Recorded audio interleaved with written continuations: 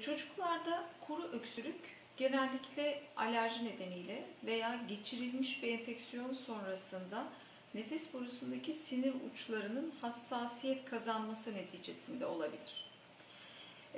Onun dışında geceleri olmayan, gündüz çok abartılı öksürüklerin oluyor olması da bir psikojenik grup öksürüğe bağlanabilir.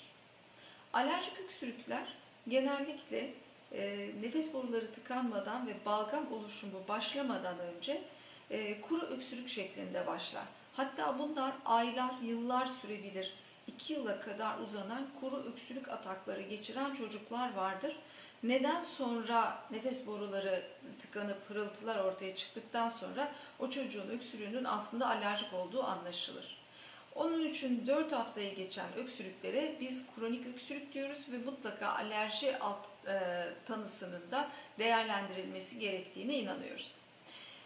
Onun dışındaki bir virüs enfeksiyonu, örneğin şu anda çok salgın olan RSV dediğimiz bir virüs, bronşiolit yapabilir, kuru öksürüğe neden olabilir veya adenovirüslerden veya çeşitli başka influenza tipi virüslerden geçiren çocuklar nefes borucuklarının alt kısmında var olan ağ şeklinde bulunan sinir uçlarının çok duyarlılaşması nedeniyle kuru öksürük nöbetleri geçirmeye başlayabilirler. Biz buna post viral öksürük atakları diyoruz. Yani bir enfeksiyon sonrasında uzun süren öksürük atakları da olabilir. Ama bu çocuklarda yine alerjik bir altyapı olup olmadığı da araştırılması gerekir.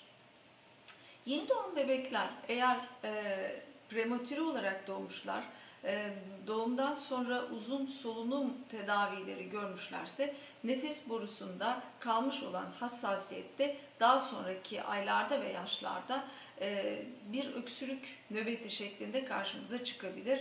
Biz buna aşırı duyarlı solunum borusu hastalığı diyoruz. Reaktif hava yolu veya bronş hiperreaktivitesi olarak tanımlıyoruz. Çocuklarda genellikle kuru öksürüğün nedenleri bunlar olmaktadır.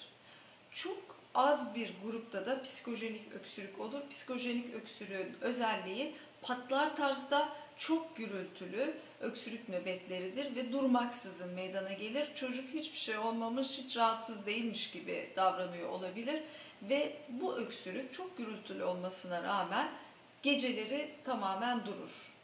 Geceleri uykusunda öksürmeyen bir çocuğun gündüz öksürükleri çok yoğunsa psikojenik öksürük düşünülmelidir.